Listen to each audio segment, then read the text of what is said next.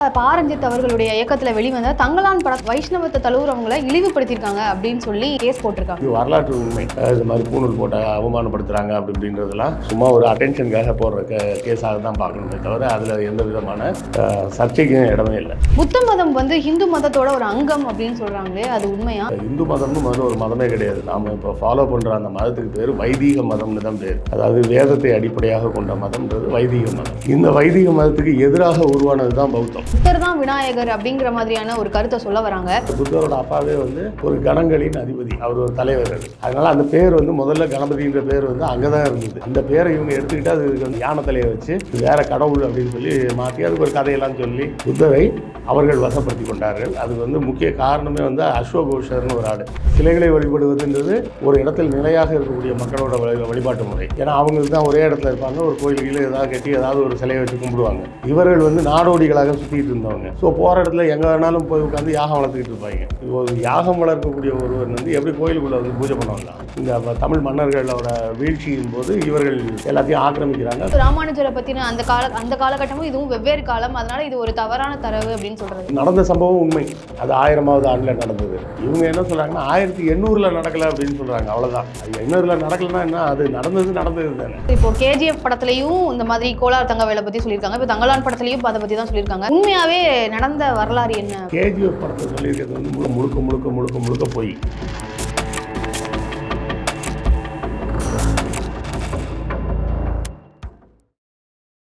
வாகை தமிழ் நேயர்களுக்கு வணக்கம். இன்று நம்ம நிகழ்ச்சியில நம்மோடு இணைந்திருக்கிறார் ஊடகவியலாளர் திரு கிருஷ்ணவேல் அவர்கள். வணக்கம் சார். வணக்கம். வணக்கம் சார். சமீபத்தில் பாரஞ்சித் அவர்களுடைய இயக்கத்தில் வெளிவந்த தங்கலான் படத்தோடைய விமர்சனங்களை பற்றி தான் இன்னைக்கு நம்ம நிகழ்ச்சியில் பார்க்க போகிறோம். அதில் முதல் கேள்வி என்ன அப்படின்னு பார்த்தீங்கன்னா, வைஷ்ணவத்தை தழுவுறவங்களை இழிவுபடுத்தியிருக்காங்க அப்படின்னு சொல்லி அதுக்கு எதிராக ஒரு கேஸ் போட்டிருக்காங்க. ஸோ இந்த கேஸை பற்றி உங்களுடைய கருத்து என்ன சார்? இந்த கேஸ் எல்லாம் சும்மா ஒரு என்ன சொல்கிறது, அட்டென்ஷன் சீக்கிங்காக உள்ள கேஸ். இது உண்மையிலே நடந்த சம்பவம் தான். ராமானுஜர் என்ன பண்ணுறாருன்னா, இது மாதிரி மக்களை கோயிலுக்குள்ளே அலோவ் பண்ண மாட்டாங்க, கோயிலுக்குள்ளே வந்தால் கோயில் தீட்டாயிடும் அப்படின்னு சொல்லி ஒரு சாராரை வெளியவே நிப்பாட்டி வைக்கிறாங்க. அப்படின்றதெல்லாம் எதிர்த்து அவர் தொடங்கிய மதம் தான் ஸ்ரீ வைஷ்ணவம்னு பேர். அவர் சொல்லிய தத்துவம் விசிஷ்டாத்வைதம் அப்படின்னு சொல்லுவாங்க. முதல்ல ஆதிசங்கரர் அத்வைதம்னு ஒரு கோட்பாடை சொல்லி இப்படி சாதியால் மக்கள் எல்லாம் பிரித்து வைக்கிறாரு அப்படின்றத எதிர்த்து அவர் ஆரம்பித்தது தான் விசிஷ்டாத்வைதம். அந்த விசிஷ்டாத்வைதத்தின் மூலமாக அவர் என்ன செய்கிறாருன்னா, யார் வேணால் ஸ்ரீ வைஷ்ணவத்துக்கு வாங்க அப்படின்னு அவங்களுக்கு எல்லாருக்கும் பூணூல் போட்டு விடுறாரு. பூணூல் போட்டு கோயிலுக்கு கூட்டு போயிடுறாரு. அதுதான் மதத்தில் அவர் செய்த மிகப்பெரிய புரட்சி. ஆனால் அன்ஃபார்ச்சுனேட்லி அவர் அவரோட காலத்துக்கு பிறகு அவருக்கு பின்னாடி வந்தவங்கெல்லாம் அதை சரியாக கொண்டு போகாமல் விட்டுட்டாங்க.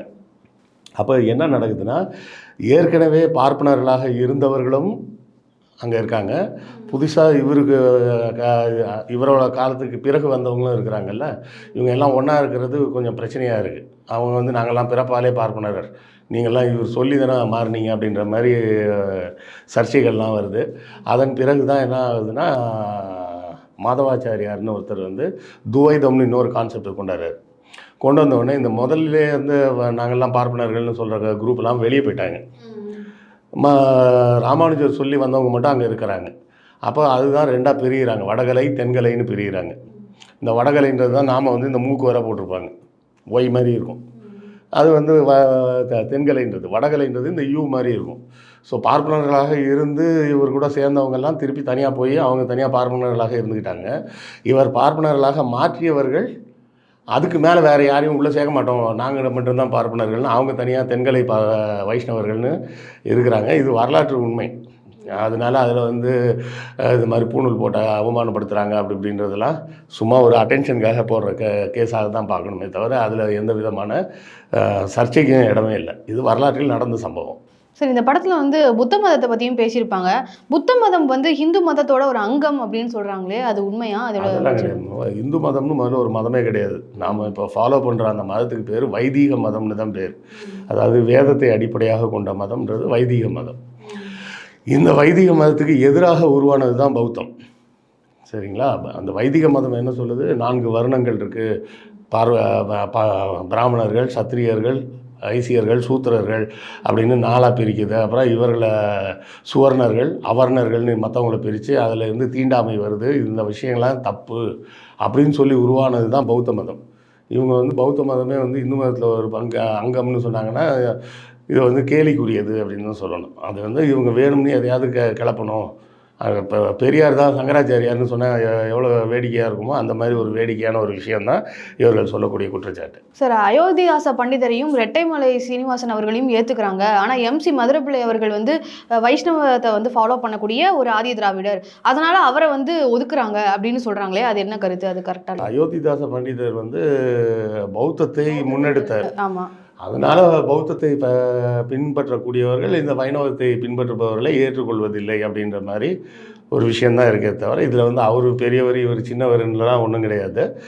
எல்லோருமே வந்து அந்த தலித் மக்களின் முன்னேற்றத்துக்காக பாடுபடணும் அப்படின்னு சொல்லி யோசித்து வேலை செஞ்சவங்க தான். அப்போ புத்த மதத்துக்கும் வைஷ்ணவத்துக்கும் வந்து ஒரு எப்பவுமே ஒரு ஒரு இடையூறு இருந்துட்டே இருந்திருக்கா சார்? இல்லைம்மா, அந்த வைணவம் அப்படின்றதெல்லாம் பின்னாடி வந்தது. அதுக்கு முன்னாடி வந்து இந்த வைதிக மதத்தில் வந்து பலிகள் கொடுக்க ஆரம்பித்தாங்க. உயிர் பலிகள் நடக்குது. அதாவது அஸ்வமேத யாகம் அப்படின்னு சொன்னால் குதிரை, அஸ்வம்னா குதிரை, அஸ்வமேத யாகம்னா குதிரையை வெட்டி பலி கொடுக்கறது. கோமேத யாகம் அப்படின்னா பசுவை வந்து வெட்டி பலி கொடுக்கறது. புருஷமேத யாகம்னு கூட பண்ணியிருக்காங்க, ஒரு ஆம்பளையை வெட்டி பலி கொடுக்கறது. ஸோ இப்படி எல்லாத்தையும் வெட்டி பலி கொடுக்குறாங்கன்றதுக்கு எதிராகத்தான் பௌத்தம் வந்தது.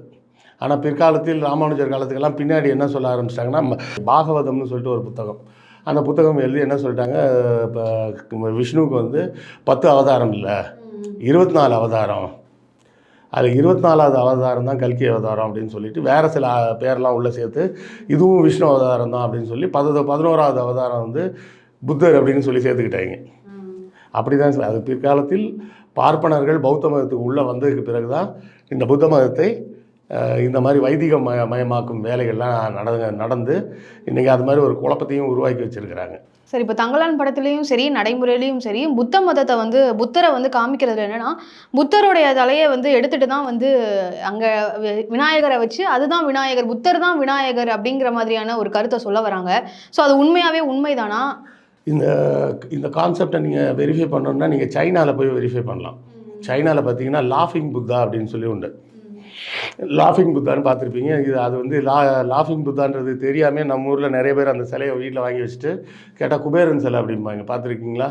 நல்ல ஒரு குண்டா தொப்பையோட ஒரு ஆள் வந்து ஒரு பை நிறைய காசு வச்சிருக்க மாதிரியும் சிரிச்சிட்டே இருக்கிற மாதிரியும் ஒரு இப்போ எல்லாரும் குபேரன் சிலைன்னு சொல்லிட்டு இருப்பாங்க. அது குபேரன் சிலை இல்லை, அது சைனாவில் உள்ளது. அது லாஃபிங் புத்தான்னு பேர். அது இங்கேருந்து அங்கே போன கான்செப்ட் தான். அதனால தான் பார்த்தீங்கன்னா பிள்ளையார் வந்து தொந்தியும் தொப்பையுமா இருக்கிறது. அதாவது ஒரு புத்தரை வந்து ஒரு வடிவத்தில் அவங்க வழிபடலாம், ஒரு 8 வடிவத்தில் வழிபடுறாங்க. அவலோகிதீஸ்வரா அப்படின்னு சொல்லி ஒரு வடிவம், அது வந்து பார்த்திங்கன்னா ஒரு இளவரசனை போல் இருப்பார் புத்தர். இன்னொன்று குமரபுத்தா அப்படிம்பாங்க. குமரபுத்தான்னா சின்ன பையன் வடிவத்தில் இருப்பார், குமரபுத்தா இல்லை மஞ்சுநாதான்னு சொல்லுவாங்க. இது மாதிரி அப்புறம் வஜ்ராயுதபாணி இப்படின்னு நிறைய பேர்களில் சொல்லுவாங்க. அதில் ஒரு வடிவம் தான் வந்து இந்த லாஃபிங் புத்தா அப்படின்னு சொல்கிறது. இந்த லாஃபிங் புத்தாவை தான் இவங்க எடுத்துகிட்டு என்ன பண்ணுறாங்க, பிள்ளையார் சிலையை ஒட்ட வச்சு அதை வந்து இப்போ விநாயகர் அப்படின்னு சொல்லி இவங்க பேரை மாற்றிக்கிட்டாங்க. கணபதி அப்படின்னா அதுக்கு பேர். கணம்னா யார்? மக்கள்னு அர்த்தம். சரியா? மக்களின் அதிபதி அப்படின்னு அர்த்தம். இந்த கணங்கள்னால் யாரை சொல்கிறாங்க? மக்கள் சொல்கிறோன்னு சொன்னோம். இவங்க அப்பாவே வந்து யார்? புத்தரோட அப்பாவே வந்து ஒரு கணங்களின் அதிபதி. அவர் ஒரு தலைவர், அது ஒரு சின்ன மக்கள் குழுவுக்கு தலைவர். அதனால் அந்த பேர் வந்து முதல்ல கணபதின்ற பேர் வந்து அங்கே தான் இருந்தது. அந்த பேரை இவங்க எடுத்துக்கிட்டு அதுக்கு வந்து இப்போ யானை தலையை வச்சு அது வேறு கடவுள் அப்படின்னு சொல்லி மாற்றி அதுக்கு ஒரு கதையெல்லாம் சொல்லி பார்வதியோட அழுக்கிலேருந்து வந்தது அப்படி இப்படின்னு சொல்லி அந்த புத்தரை அவர்கள் வசப்படுத்தி கொண்டார்கள். அதுக்கு வந்து முக்கிய காரணமே வந்து அஸ்வகோஷர்னு ஒரு ஆள். அவர் இப்போ முதல்ல பௌத்த மதத்தில் இருந்து பின்னாடி இந்த வைதிக மதத்துக்கு மாறும்போது பல பௌத்த கடவுள்களை பூரா எடுத்து இங்கே கொண்டு வந்துட்டார். கொண்டு வந்து இங்கே உள்ள வைதிக மத கடவுள் அப்படின்னு சொல்லி அவர் தான் மாற்றுறார். சரி, இப்போ இந்த கருத்தை வந்து அப்போஸ் பண்ணுற எதிர்க்கக்கூடிய உங்கள் கருத்து என்னவா இருக்குது அப்படின்னு பார்த்தீங்கன்னா, விநாயகர் கணபதி தான் வந்து மகாபாரதத்தை எழுதினார். அவர் எழுதுனதுனால அந்த டைமில் வந்து புத்தர் வந்திருந்தாருன்னா இந்த கருத்தை நாங்கள் ஏற்றுக்கிறோம், அவர் தான் வந்து முதன்மையாக வந்தது, அதுக்கப்புறம் தான் புத்த மதமே வந்தது அப்படின்னு சொல்கிறாங்களே. அது இல்லைம்மா, நான் ஏற்கனவே உங்களுக்கு இந்த பதில் சொல்லியிருக்கிறேன்னு நினைக்கிறேன். இல்லை நானும் திரும்ப சொல்கிறேன். மகாபாரதம் வந்து எழுதப்பட்டது வந்து கிபி 2ஆம் நூற்றாண்டுக்கு பின்னாடி தான் எழுதியிருக்க முடியும், அதுக்கு முன்னாடி எழுதியிருக்க முடியாது. ஏன் அப்படின்னு பார்த்தீங்கன்னா கிமு 300ல் இது ஏற்கனவே சொல்லியிருக்குப்போன்னு நினைக்கிறேன், இல்லைனாலும் புதுசாக பார்க்குற பார்வையாளர்களுக்கு பயன்படுற மாதிரி இருக்கட்டும். கிமு 300களில் பார்த்தோம்னா அலெக்சாண்டர் வந்து படையெடுத்து வர்றாரு. அவர் படையெடுத்து வரக்கூடிய எல்லா பகுதிகளையும் அவர் கைப்பற்றும் போது அந்த இடத்துல புதுசாக அலெக்சாண்ட்ரியா அப்படின்னு ஒரு நகரத்தை உருவாக்குறாரு. அதில் அவர் உருவாக்கிய முதல் அலெக்சாண்ட்ரியா வந்து எங்கே இருக்குது அப்படின்னு பார்த்தீங்கன்னா எகிப்தில் இருக்குது. அப்புறம் கடைசியாக அவர் உருவாக்கிய அலெக்சாண்ட்ரியா அப்படின்னு பார்த்தோம்னா ஆப்கானிஸ்தானில் இருக்குது. மொத்தம் அவர் 27 இடங்களில் இந்த அலெக்சாண்ட்ரியான்ற நகரங்களை உருவாக்கியிருக்கார். இதில் ஆப்கானிஸ்தானில் உருவாக்கப்பட்ட நகரங்களில் ஒரு முக்கியமான நகரம் வந்து அலெக்சாண்ட்ரியா அரகோஷியான்னு பேர். அந்த நகரம் வந்து பிற்காலத்தில் இவர் போகும்போது செலுக்கஸ் நிக்கேடார்னு சொல்லி இவரோட ஒரு கவர்னரை விட்டுட்டு போகிறார்.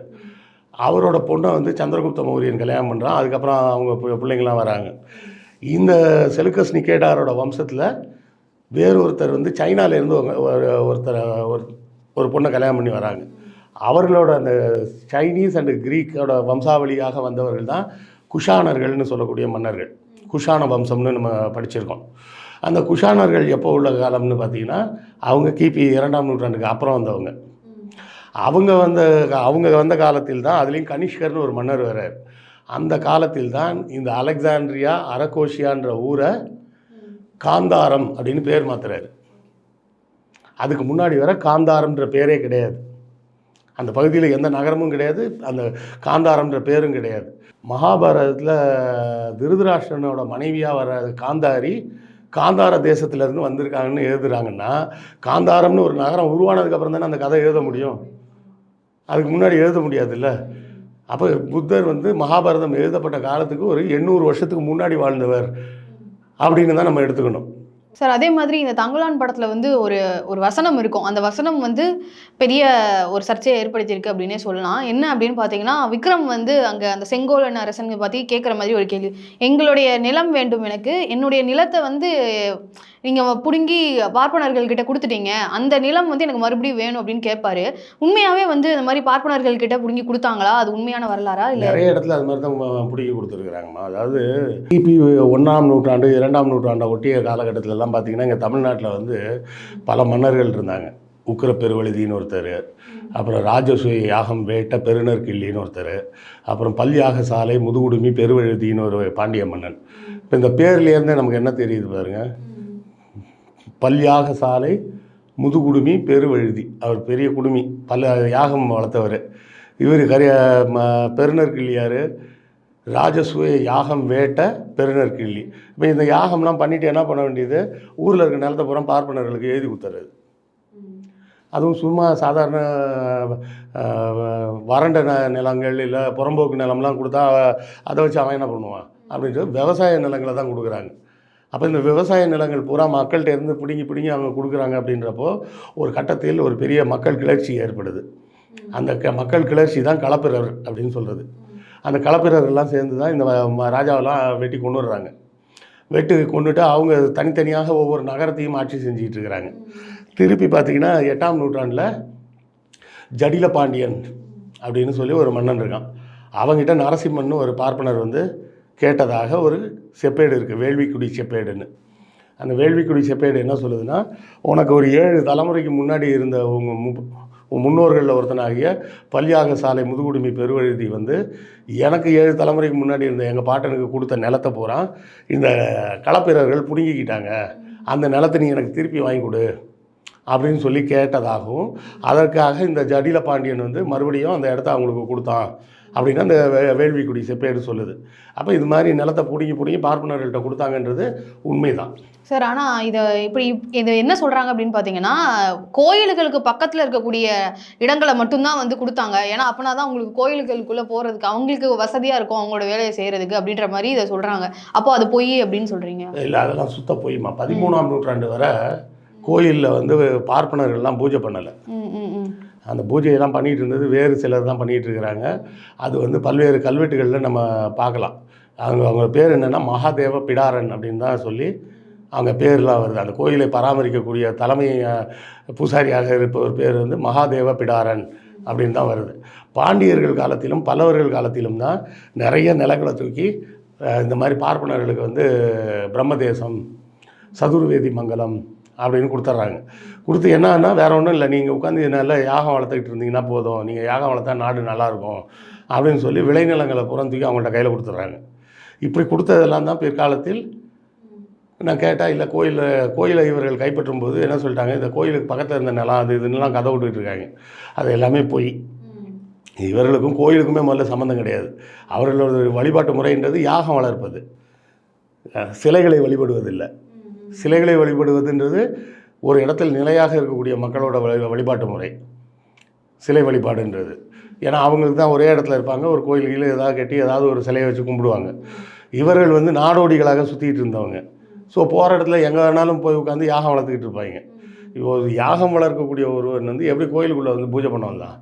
அப்போ அந்த இடத்துல எங்கேயோ ஒரு இடத்துல இந்த தமிழ் மன்னர்களோட வீழ்ச்சியின் போது இவர்கள் எல்லாத்தையும் ஆக்கிரமிக்கிறாங்க. குறிப்பாக இந்த ஆக்கிரமிப்பெல்லாம் எப்போ நடக்குதுன்னா நாயக்க மன்னர்கள் காலத்தில் தான் ரொம்ப பெரிய லெவலில் நடக்குது. இந்த வைஷ்ணவ மதத்தை இழிவுபடுத்தியிருக்காங்க அப்படின்னு சொல்லி கேஸ் போட்டிருக்காங்கன்னு சொல்லியிருந்தேன்.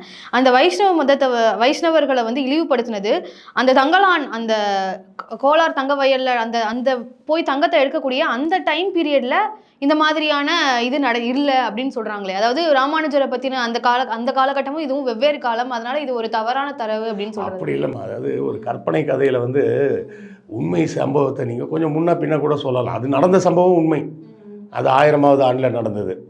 இவங்க என்ன சொல்கிறாங்கன்னா 1800 நடக்கலை அப்படின்னு சொல்கிறாங்க. அவ்வளோதான். அது 800 நடக்கலைன்னா என்ன, அது நடந்தது தானே. அது கதைக்காக கொஞ்சம் மாற்றி பின்னாடி நடந்ததாக இவங்க காமிக்கிறாங்க, அவ்வளோதான். அதனால அது ஒரு பெரிய தவறுன்னெலாம் நம்ம சொல்ல முடியாது. சரி, இப்போ கேஜிஎஃப் படத்துலையும் இந்த மாதிரி கோலார் தங்க வேலை பற்றி சொல்லியிருக்காங்க, இப்போ தங்கலான் படத்துலையும் அதை பற்றி தான் சொல்லியிருக்காங்க.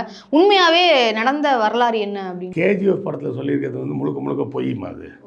அது வந்து வரலாறு கிடையாது. அப்போ அந்த பெயரை மட்டும் பயன்படுத்திக்கிட்டு யாரோ ஒரு ரவுடிங்க வந்து அந்த இடத்த வச்சு தங்கம் எடுத்துக்கிட்டு இருந்தாங்க, அதை இன்னொரு ரவுடி போய் அடித்து பிடிங்க அவன் எடுத்து வச்சு நடத்திக்கிட்டு இருந்தான் அப்படின்னு கேஜிஎஃப்பில் பார்ட் 1 பார்ட் 2லாம் எடுத்திருந்தாங்க. அது ஃபுல்லாக முழுக்க போய். தங்கலான் படத்தில் வந்து சொல்லப்பட்ட செய்தி வந்து உண்மை, அதை பாதி வந்து கொஞ்சம் கற்பனையும் கலந்துக்கிறாங்க, ஒரு ஃபேண்டசி ஸ்டோரி மாதிரி.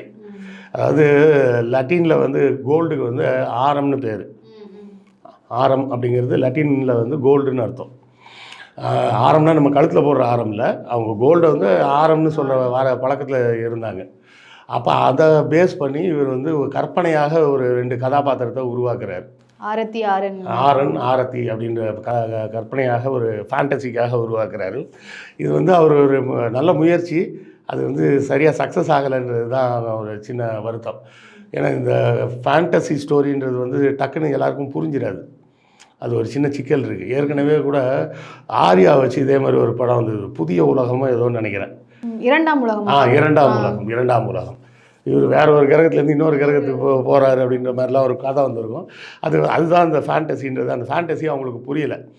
முதல்ல வந்து ஆர்த்தின்றது கனவுல வருதா நிஜத்தில் வருதா அப்படின்ற மாதிரி குழப்பத்திலே இருக்கிறாங்க. அது வந்து என்னென்னா பேரலாக ட்ராவல் ஆகக்கூடிய கதை. அது ஆர்த்தின்னு அந்த ஒரு பேய் மாதிரி ஒரு விஷயம் ஒன்று இருக்குது. இது வந்து சைனீஸில் உள்ள கதை.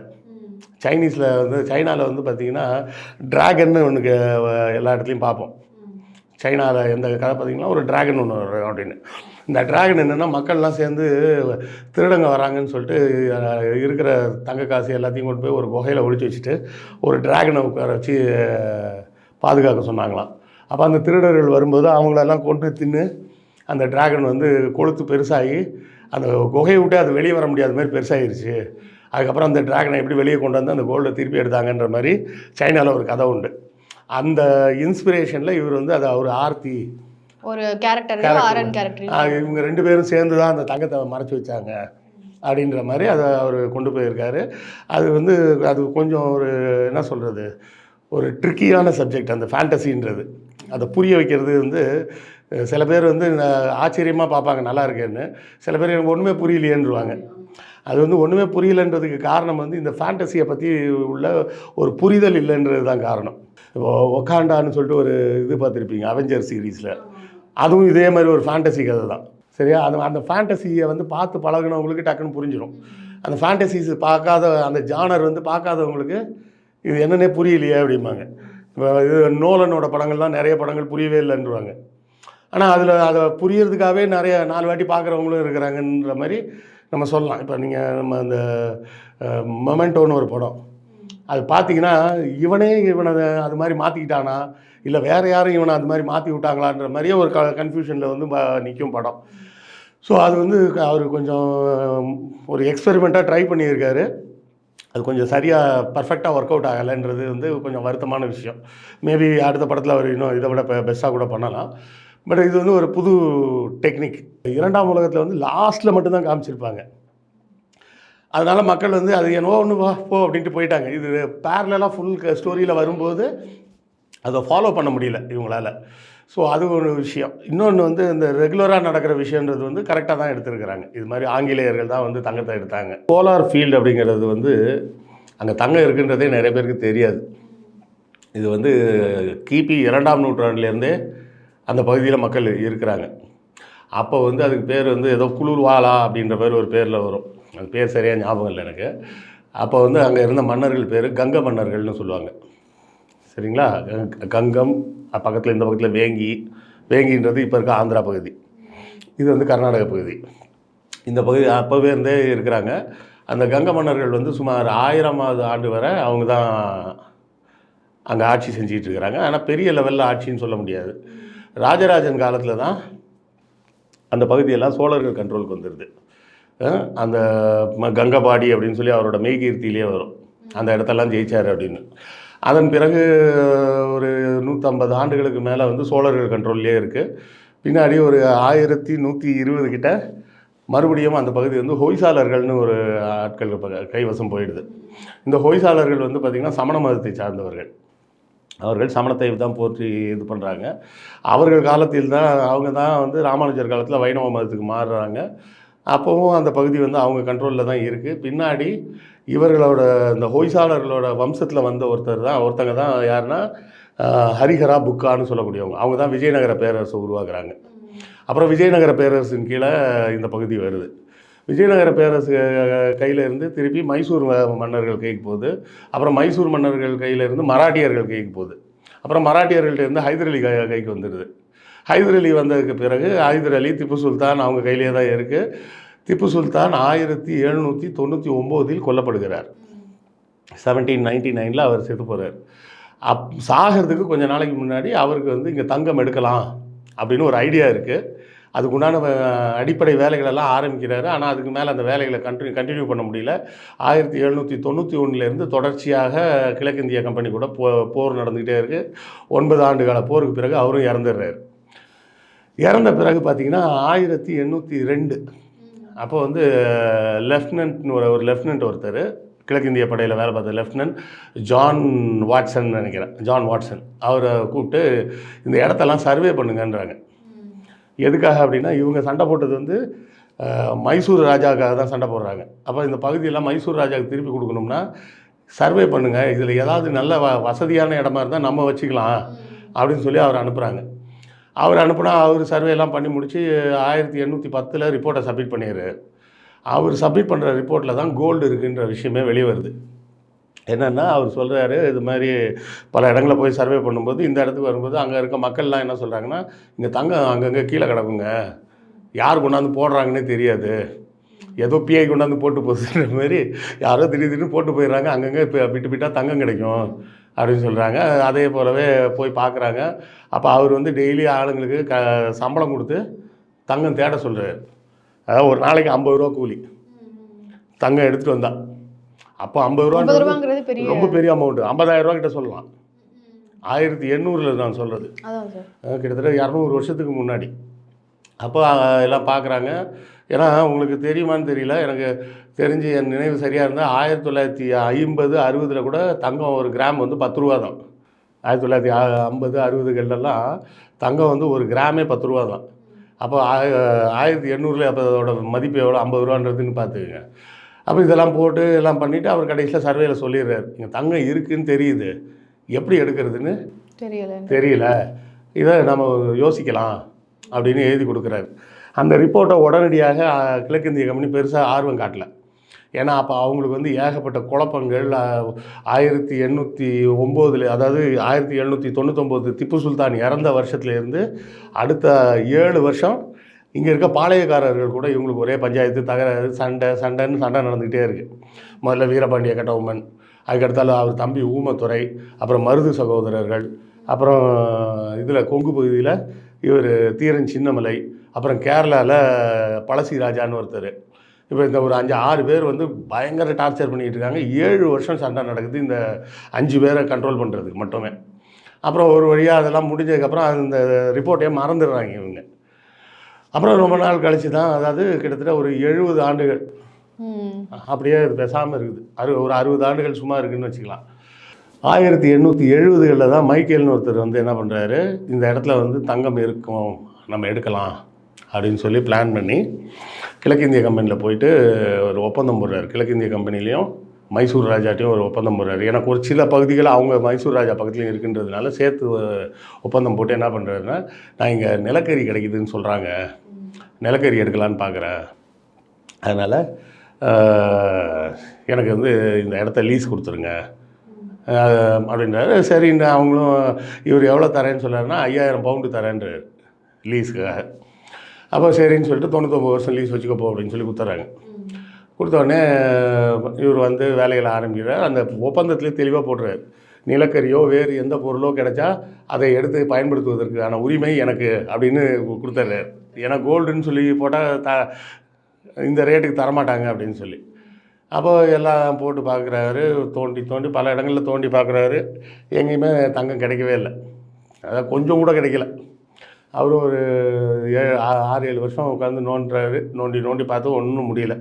அப்போ மெட்ராஸ்லேருந்து அர்பத்நாத் அண்ட் கம்பெனி அப்படின்னு சொல்லிட்டு ஒரு கம்பெனிக்காரங்க வராங்க. வந்து என்ன சொல்கிறாங்க, இது மாதிரி நீங்கள் கோல்டுக்காக இங்கே தோன்றீங்கன்னு தெரியும் எங்களுக்கு, பேசாமல் எங்கள்கிட்ட கொடுத்துருங்க, நாங்கள் வாங்கிக்கிறோம் அப்படின்னு கேட்குறாங்க.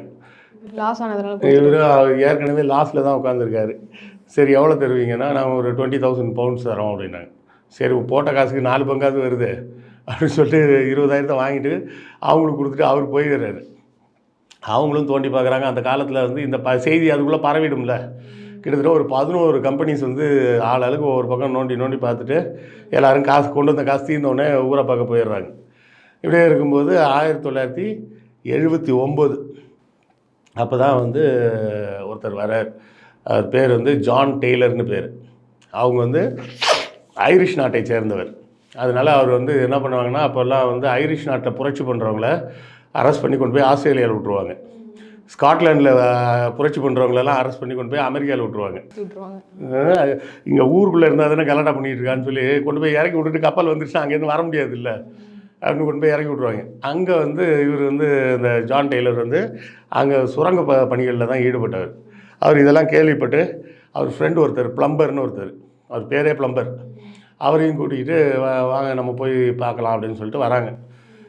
இவங்களும் கொஞ்ச நாள் தோன்றாங்க. ஒரு 6 மாதத்தில் பார்த்திங்கன்னா ஒன்றும் கிடைக்கலன்றதை விட எங்கே தோண்டினாலும் 60 அடியில் தண்ணி வந்துடுது. தண்ணி வந்தால் என்ன பண்ணுறதுன்னு ஒன்றும் பண்ண முடியாதுன்னு திரும்ப அந்த சுரங்கத்தெல்லாம் மூடிட்டு போக வேண்டியிருக்கு. அப்புறம் 1780 தான் முதல் முறையாக தங்கத்தை பார்க்குறாங்க. அதுவும் எப்படின்னா, இந்த ப்ளம்பர் தான் ஐடியா கொடுக்குறாரு. எல்லோரும் இப்படியே போடுறாங்க, நம்ம ரிவர்ஸில் போவோம்னு சொல்லி ரிவர்ஸில் வர்றாரு. ரிவர்ஸில் வந்தால் ஒரு 20 அடி போனப்போ ஒரு பெரிய பாறை ஒன்று கிடைக்கிது. அதில் கோல்டு லைன்ஸ் இருக்குது. அதை உடச்சி சலித்து எடுத்து பார்த்தோம்னா கிட்டத்தட்ட 120 கிராம் கோல்டு கிடைக்கிது. அப்போ முதல்ல கோல்டு வந்துருச்சுன்னு அப்புறம் தான் குஷியாக வராங்க. அப்புறம் அங்கே இருக்க லோக்கல் மக்கள் எல்லாம் கூப்பிட்டு வேலைக்கு சேர்த்துக்கிட்டு தங்கத்தை தோண்ட ஆரம்பிக்கிறாங்க. முதல் ஆண்டு மட்டும் 700 கிலோ தங்கம் தோண்டி எடுக்கப்படுகிறது. அதை தொடர்ந்து ஆண்டுக்கு சுமார் ஆவரேஜாக 11லேருந்து 12 டன் தங்கம் அங்கேருந்து தோண்டி எடுக்கப்பட்டது. மொத்தமாக எவ்வளோ போயிருக்கும் சார்? அது மொத்தமாக நிறைய போயிருக்குமா, ஒரு 100 டன்னுக்கு மேலே போயிருக்கும். 100 டன்னுக்கு மேலே போயிருக்கும். அது மாதிரி தோண்டி எடுக்கப்பட்ட தங்கங்கள் பூரா இங்கிலாந்துக்கு கொண்டு செல்லப்பட்டு விட்டது. அதுதான் அதில் கொடுமை. இங்கே நமக்கு அதில் எந்த பிரயோஜனமும் இல்லாமல் எல்லாமே இங்கிலாண்டு போயிடுச்சு. இப்போ அங்கே தங்கமும் கிடையாது, ஒன்றும் கிடையாது. அங்கே இருக்கிற மக்கள்லாம் வந்து பால் வியாபாரம் பண்ணிகிட்டு இருக்கிறாங்க, அவ்வளோதான் சார். அப்போ அந்த டைமில் கேஜிஎஃப்ல அந்த தங்கம் சுரண்டப்பட்ட டைமில் வந்து அந்த இடத்துல புத்த மதம் தான் இருந்ததா? புத்த மதத்துக்கு அதுக்கெல்லாம் சம்மந்தம். அப்போ இந்த தங்கலான் படத்தில் அதில் அது வந்து அவரோட கருத்துக்காக அவர் வைக்கிறது. அவர் வந்து அம்பேத்கரின் அடையாளமாக புத்தரை வந்து காட்டுறாரு.